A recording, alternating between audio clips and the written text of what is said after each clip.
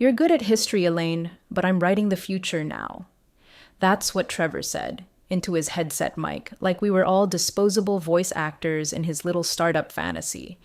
I'd just finished outlining the buyer's revised term sheet, perfectly aligned, negotiated clean, no daylight between us, and a full cash deal. But Trevor, in his charcoal hoodie and Dad's watch swinging off his wrist like it meant something, leaned back in his gamer chair, smirked, and said it again. I'll take it from here. We don't need a dinosaur negotiating our future. He said it with his whole chest, on a live call in front of the buyers, our board, and the entire executive team. My face didn't move. I didn't blink. I just reached forward, closed my laptop with a soft click, and stood up. That sound, the hinge shutting, it was quieter than my heartbeat, but louder than any apology I never got. I didn't look at anyone. I just walked out.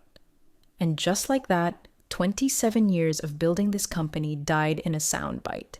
If you've ever been cut down in a room you helped design by a boy who inherited your blueprint, then you understand.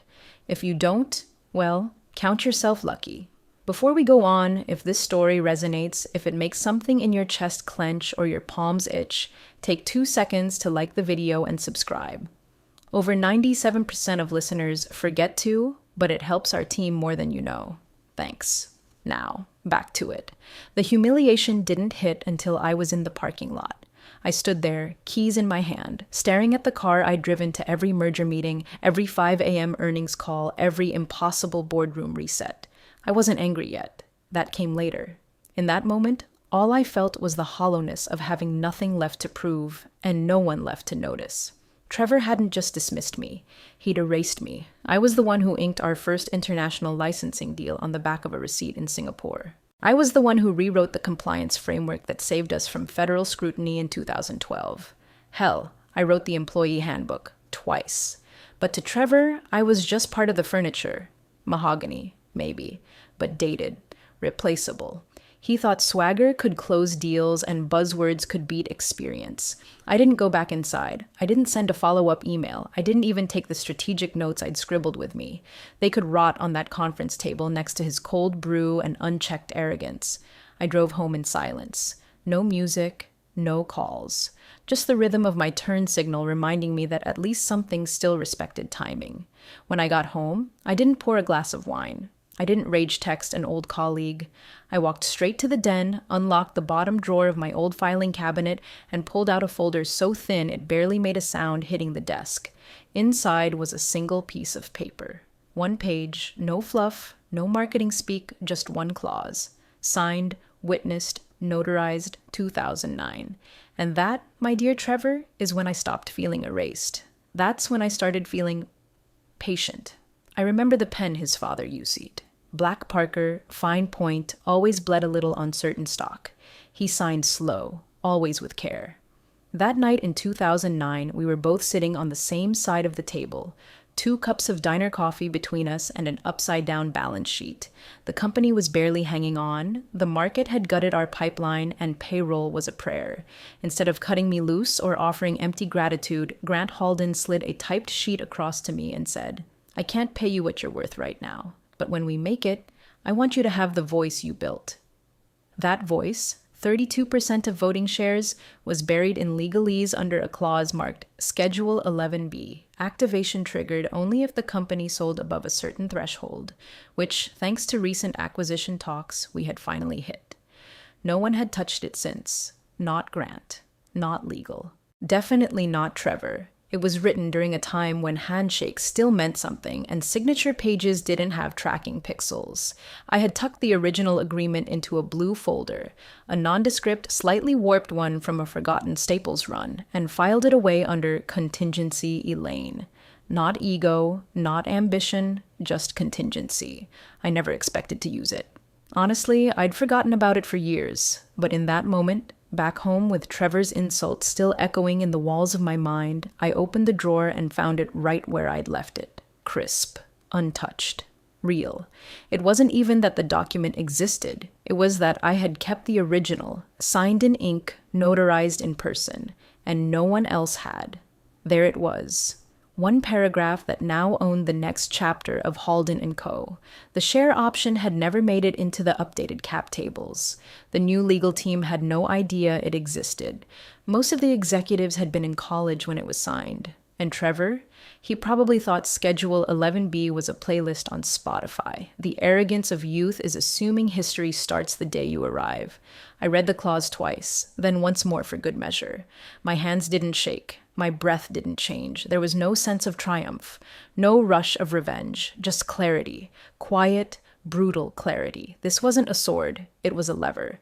And I wasn't going to swing it. I was going to wait until the weight on the other side got just heavy enough. Outside, the sun was setting, slow and red, like it knew something was about to change. I closed the folder, slid it back into the drawer, and locked it again. Let them keep moving forward. Let Trevor keep grandstanding. Let the sale process begin. They always start with the cap table. That's the first thing buyers poke when they want to see if the structure has rot. And sure enough, 2 days into due diligence, someone on the buyer's legal team asked the million-dollar question, literally. Can you confirm all outstanding shareholder rights and options, including legacy instruments? The email went out to Trevor's CFO, their GC, and half a dozen people who hadn't even been at Halden and Cummett long enough to know what an inkjet fax looked like.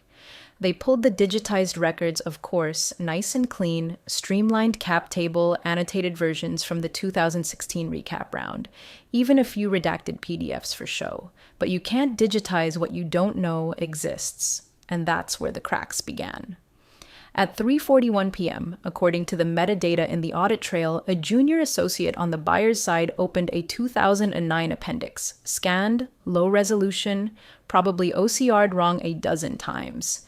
Just an archive artifact, something Trevor's team had uploaded under historical reference, not material. And yet buried at the bottom of page 6 was one line. No bold font, no legal drama, just option reserved under Schedule 11B per deferred compensation arrangement. See signature page. That's when things got interesting. Trevor's people did what they do best. Deflect. Legacy clutter. Outdated structure. No longer relevant. They assured the buyer's team it was likely a phantom entry from before the Series A. We've cleaned all that up. One of them wrote, like scrubbing history was just another Monday chore. But the associate didn't let it go. Fresh out of law school, probably still believing in footnotes and truth, they filed a formal follow-up. Please provide copy of Schedule 11B referenced on P6. We need confirmation of termination or execution status. That's the moment the room should have started sweating. But Trevor? He probably laughed. We're not letting a typo slow us down, I imagine him saying. Swagger is a poor substitute for foresight. Meanwhile, my phone buzzed. Twice. First from a number I didn't recognize.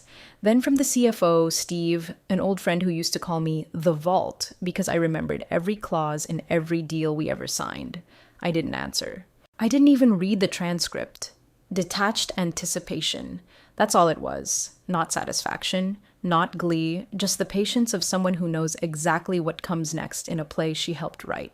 They kept digging through the data room, through the clutter and polished PDFs looking for clarity, but the truth wasn't in the cloud. It was in my drawer, in a blue folder locked behind 2 decades of silence. I turned my phone off, closed my email, and brewed a pot of coffee. There was nothing to rush. Let the tremor build. Let them feel the shape of something under their feet, just out of sight. The real quake hadn't even started yet. Trevor must have thought it was still his show. The emails started piling up by 9 a.m., first cautious, then urgent, then blistering. The buyer's legal lead, a woman named Rachel Glass, finally drew the line. Until we receive direct confirmation from the Schedule 11B signee, all proceedings are paused. This includes valuation validation, board sign-off, and transitional access to proprietary systems. In other words, game's off. They couldn't move forward without certainty on voting rights, not when someone, me, potentially held enough leverage to block, delay, or reshape the entire acquisition. 32% isn't just a number. It's a veto. It's a board seat. It's a shadow signature on every dotted line they were hoping to draw in permanent ink. Rachel's language was cold and clean, no room for misinterpretation. Potential breach of disclosure. incomplete cap table representation, risk to transaction integrity. That's the kind of phrasing that sends investors to voicemail and gets CFOs fired. Inside Halden and Co., the panic must have felt like a rising tide. All those confident faces from the strategy call, the same ones who chuckled when Trevor called me a dinosaur, were now scrambling to decipher one dusty clause written before most of them had graduated.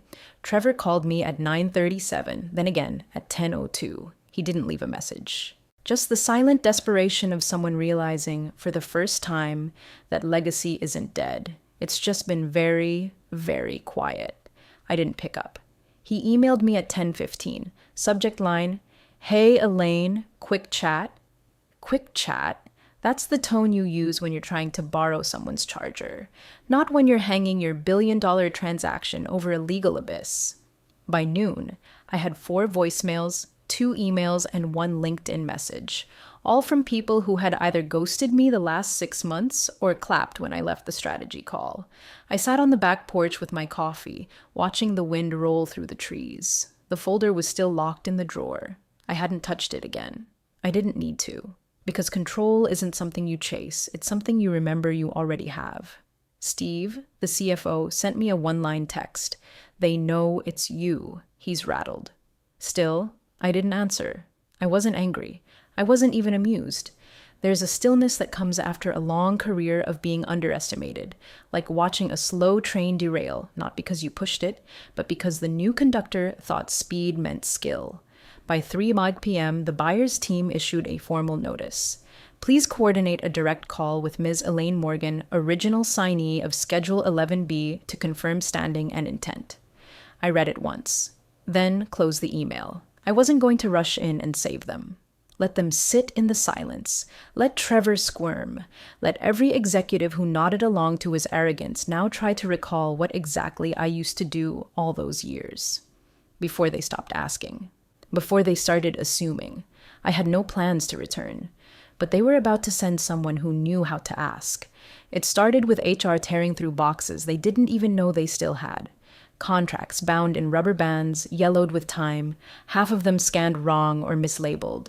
Someone opened a records request with our off-site archive partner, emergency priority.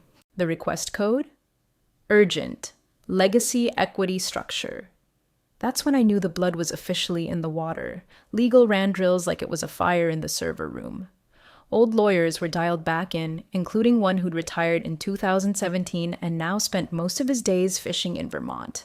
He picked up, muttered something about 11B, and then apparently just laughed. One of the paralegals, a sharp one who used to bring me coffee back in the day, flagged a document with my handwriting, initials and all, next to a note. Executed agreement. See Elaine for original. They saw it. They saw it. Steve, the only one left who knew better, texted me just 6 words. They're digging. They found your initials. They look scared. I didn't reply. Trevor held a company-wide meeting that afternoon. No slides, no tone of concern. Just that gritted Hollywood charm he used when things didn't go his way. The deal is progressing, he said. Minor hiccups. Buyer side getting hung up on irrelevant paperwork. We'll get it sorted. Then he smiled, on camera, and added, never underestimate how sticky old files can be. Legacy clutter, folks. That's all. Legacy clutter. The same clutter that built the licensing bridge to EMEA. The clutter that signed every patent defense brief when the company was sued by a Fortune 50. The clutter that once flew across the country to calm a billion-dollar client who was ready to walk away until I made him stay. The clutter who knew the founder better than his own son did. If he thought that press statement was going to make the lawyers back off, he was more naive than arrogant. What Trevor didn't understand, and never would, is that fear doesn't come from a press release or a polished smile. It comes when you realize the woman you just dismissed owns the only legal artifact that determines whether your story ends in champagne or subpoenas. And right now, they didn't know which it would be. One of my old project leads emailed me privately. Just a link to the investor calendar with the note, Q3 window closes in 10 days, clock's ticking. I could feel it happening, the leverage shifting, molecule by molecule, back toward me, not from anything I did, but from everything I didn't do. I hadn't spoken. I hadn't responded, and in a world of power plays and noise, silence is the most unnerving sound of all. So I let them squirm. Let Trevor try to bluff his way through legal gravity. Let them chase paper in hallways I once walked barefoot at midnight to fix last-minute filings. The document was still in the drawer. I hadn't touched it. I didn't need to. I wasn't going to blink first. The email came in just after dawn. No subject line games, no fluffy introductions. Just direct and surgical, like any real counsel should be when a deal's bleeding out on the table. Dear Ms. Morgan, we respectfully request a conversation regarding Schedule 11B and your standing as its original signee. Your insights are critical to restoring forward motion.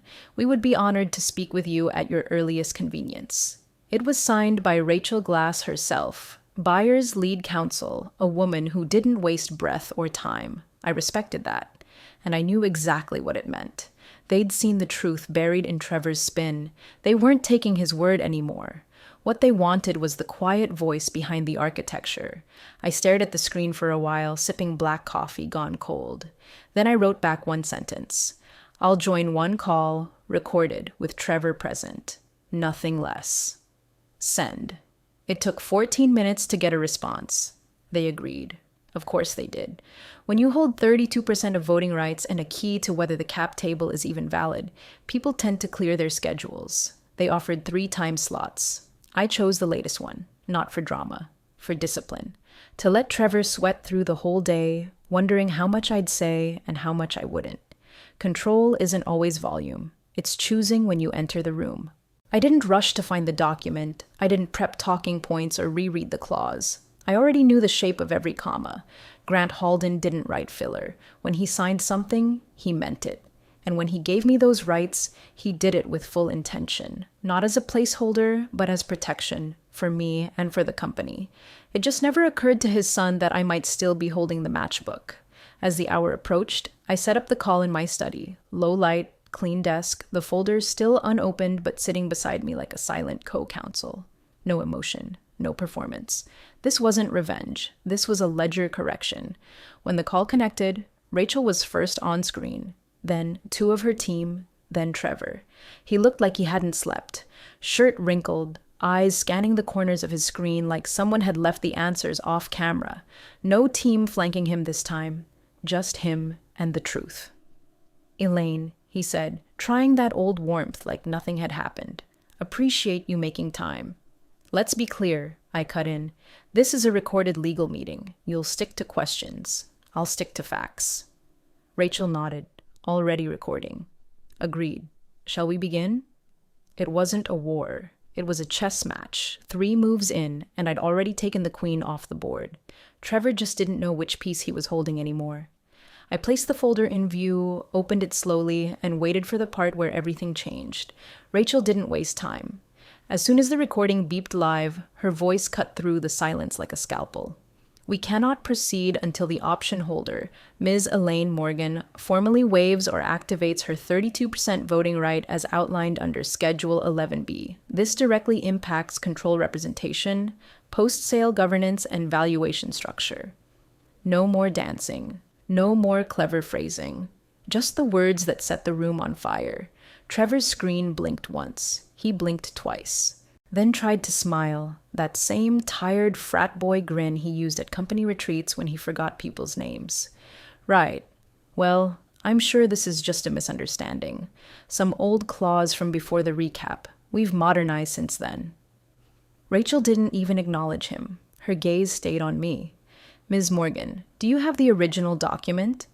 Without a word, I lifted the blue folder into frame, opened it slowly, and angled the camera down. The 1-page option agreement lay flat. Signature from Grant Halden in bold black ink. Witness box filled. Notary stamp dated and sealed. My name typed clean across the top margin. No ambiguity. No room for legacy clutter excuses. I tapped a finger once on the paragraph in question. Clause 3.2, option to convert deferred bonuses into 32% of Halden and Cumber voting shares, to be exercised by holder if triggered during a qualifying sale event exceeding $50 million. Option shall remain active and binding unless revoked in writing by both parties or extinguished by acquisition under express mutual waiver. I looked up. This sale exceeds that threshold. I was never asked to waive. I never revoked. Silence. Even Trevor's mic stopped humming. Rachel clicked something, conferred briefly with her associate, then nodded. We've reviewed a scan of this clause. With the original now confirmed on record, we deem it binding, executable upon sale. Trevor leaned forward, face paling. But she hasn't exercised anything. She's been retired. She wasn't even... I never retired, I said, calm as January wind. I was dismissed without role reassignment. I never signed an exit agreement. My standing remains active. I hold voting rights unless I choose otherwise. You could see it dawning on him, not in a dramatic gasp, but in the way his shoulders sagged an inch. The realization that his swagger couldn't fix this, that the people in the call no longer saw him as the voice of Halden and Co. They saw me. Rachel clicked her pen once. Ms. Morgan, would you prefer to exercise your option now or delay your decision? I didn't smile. I didn't raise my voice, but I lifted my eyes straight to Trevor and said, I will respond in writing, after consulting counsel, but rest assured, I am fully prepared to activate it if necessary. Trevor opened his mouth, closed it, looked down. Power isn't in titles. It isn't in chairs or corner offices or carefully worded press statements. It's in knowing exactly when to speak and exactly what piece of paper ends the game. The screen dimmed to silence. The call ended. And for the first time in weeks, I didn't feel dismissed. I felt returned. By the time the dust settled on the call, I already knew how this would play out. Trevor wouldn't recover. Not from this. Not in the buyer's eyes, not in the board's. You can't call someone a relic on Monday and then need them to authorize a billion-dollar deal by Thursday. Not without bleeding credibility in every direction. But I didn't want to burn it down. That was never the point. The next day, I responded to Rachel with a formal letter of intent. Concise, professional, unmistakable. I would not exercise the full 32% voting block to block the transaction, provided 3 conditions were met. A formal advisory role, post-close with a fixed 2-year term. Board observer status with non-voting access to all governance sessions. Equity, 5% in the new structure, vesting immediately, not subject to clawback. I didn't ask for Trevor's title. I didn't need a corner office, just enough influence to shape what came next, and enough presence to make sure no one ever erased my name again. Rachel replied within 3 hours. Accepted in full. No red lines. The buyer welcomes your continued involvement. No haggling, no ego, just clean business. Because that's what real operators do when they see the keystone in the arch. Meanwhile, Trevor tried to throw a tantrum in the board Slack channel, claiming I was holding the company hostage and sabotaging the future. But it didn't land. Not this time. The board already knew the truth. Steve had been quietly briefing them for days, sending over copies of the clause, the recording of the call, the fact that I'd never signed an exit agreement and that my voting rights had never been restructured. Legally, ethically, practically, I had every right to the leverage I now held. And the board? They're not in the business of backing losers. They took a vote, 6-1. They accepted my terms and notified the buyer. The acquisition would proceed, only with my hand on the steering wheel. Trevor wasn't removed, but he wasn't trusted either. They wrapped him in vague language.